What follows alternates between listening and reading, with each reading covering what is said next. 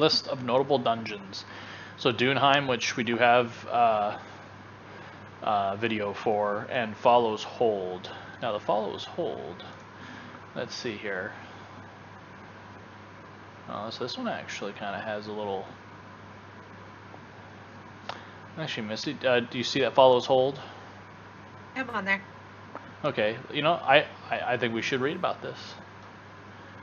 We can. Let's do it. So this is a dungeon, guys. Okay, Fallow's Hold. The ancient civilization of the Tauran Empire and their capital city of Tyrol, which houses one of the great dungeons of Ashes of Creation, which is the Fallow's Hold. Fallow's Hold is essentially where many of the artifacts that had a close alignment to the essence on Vera, because of their proximity to these ley lines and these kind of sites that exist throughout the world. They were all brought here to King Atrax even after his lichdom or lichdom was achieved, because he continued to enslave his subjects, the undead essentially, to procure these artifacts from around the world so that he can continue, even in his immortality, to learn about the use of essence and magic and manipulation of it. And he constructed a great vault here through his affiliation with the master builders, essentially of the Dunsinkel dwarves, to create a massive complex underground from the city of the capital of Tyrol. Now Fallow's Hold is a very dangerous dungeon, and there are constantly changing traps that exist. Fallow's Hold is one of the great dungeons of AOC, located near the capital city of the ancient Tauran Empire, Tyrol. Fallow's Hold was commissioned by King Atrax and built by the master builders of the Dunsinkel dwarves, with whom he was affiliated. Fallow's Hold was originally built as a great vault to house powerful ancient artifacts that were procured from around the world by Atrax's undead slaves so that he could further pursue his manipulation of the essence and magic. It is a very dangerous dungeon with many constantly changing traps. So King Atrax. The last ruling house of the Tauran Empire, which oversaw its downfall, was the House of Atrax. King Atrax, or Atrax, was actually its longest ruler, also its last ruler, and he was a very powerful and advanced wizard for his time. He dedicated the vast majority of his early rule to seeking out artifacts, knowledge, and focal points of essence, and he discovered its purpose as it becomes kind of the manipulating matter behind exploiting magic for any means.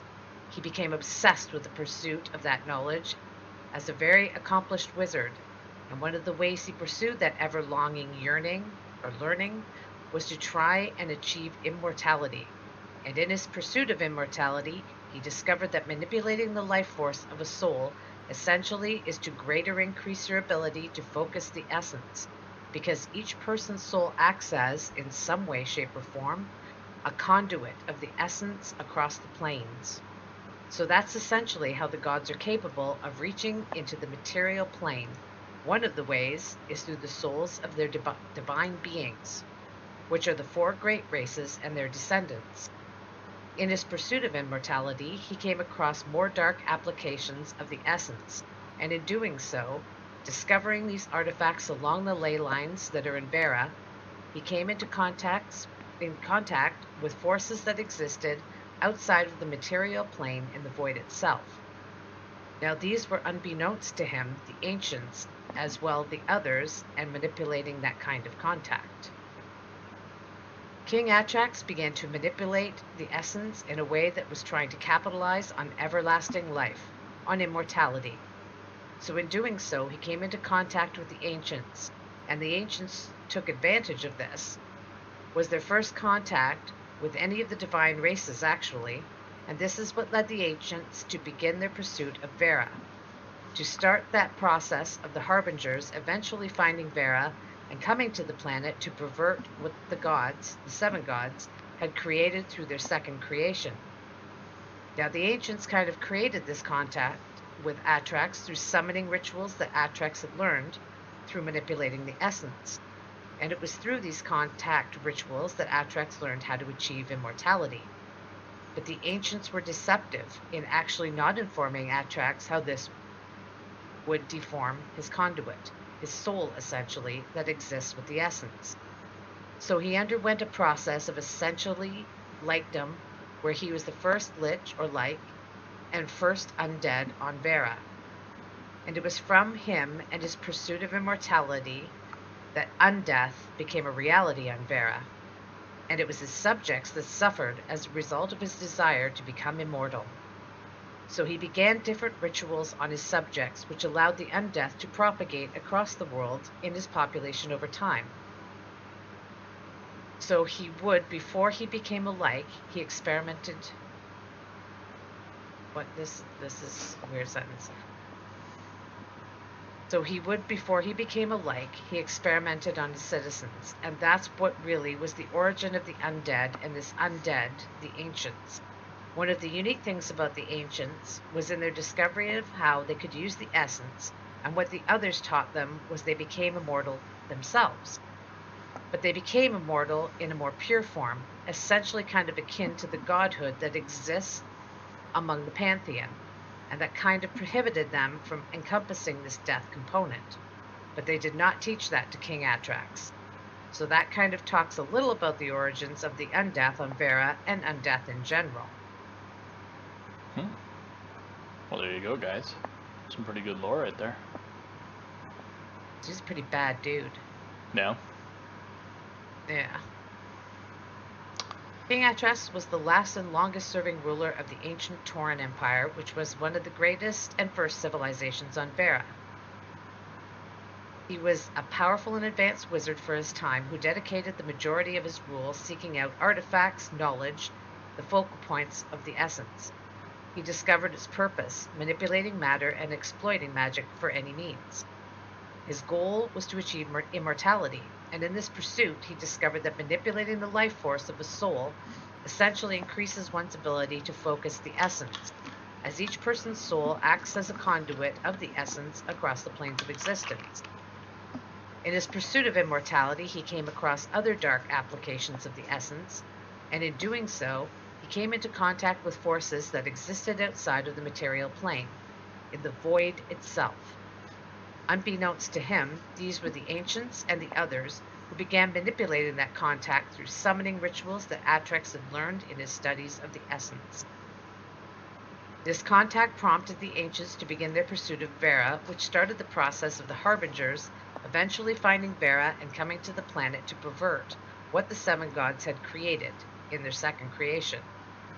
Through his summoning rituals, Atrax finally learned how to achieve immortality, but the ancients were deceptive in actually not informing him how this would deform his conduit, his soul, that exists with the essence.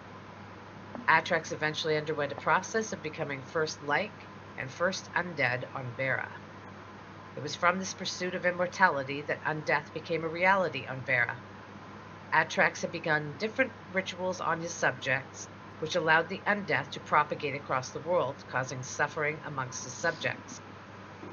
The ancients had previously learned from the others how to use the essence to achieve immortality themselves.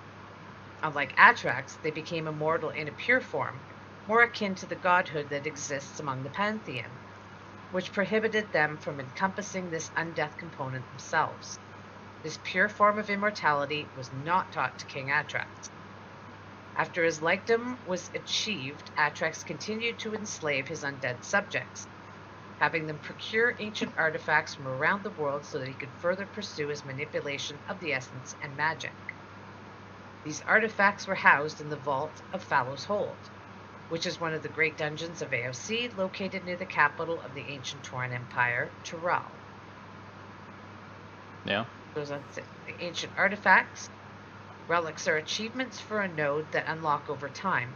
They allow node citizens to craft certain legendary items and progress in certain legendary quest lines. Relics include the 4 ancient artifacts of Vera that were originally discovered by King Atrax in his pursuit of the power of essence. These artifacts were in close alignment to the essence on Vera due to their proximity to the ley lines of essence spread across the world. These artifacts were originally housed in the Vault of Fallow's Hold, which is one of the great dungeons. Don't need to know where that is again. Right. The golden chalice was believed to bring everlasting life, but was actually allowing the corruption of manipulating the essence to enter the soul through the physical representation of drinking something. The crown represented a direct link the ancients had into the thought process of King Atrax that the ancients were able to manipulate. The sword brought unusual power through manipulation of the evil side of the essence, which is how Atrax maintained his dominance over his people, through physical might, essentially striking down any foe that opposed him among his administration. The staff enabled Atrax to project his magic across great distances, which enabled him to extend his power and manipulation through the lands of Vera and allowed him to maintain vigilance over his realm. Relics are placed in a node's reliquary. Limited access to the relics stored in a node's reliquary are granted to registered attackers after successfully destroying that node in a node siege. Yeah. That node, one of those node relics, was what was taken by the Ranger Rogue. Yeah. That we saw in that first video. Yeah. No, I think it's definitely, like, that's pretty cool. Like, I hope, I mean, it says crafting legendary items, and that's one thing about AOC, if you guys haven't picked up on yet, is there's definitely a lot of risk, and but there's also a lot of reward with it too, right? So, I think if we could somehow, like, that sword sounded pretty cool, you know, or even the staff. I mean, this guy almost sounds kind of like he was tricked, practically, into being like the Lich King, right? So, yeah, that's pretty cool. Follows hold. So that's one of the dungeons, guys.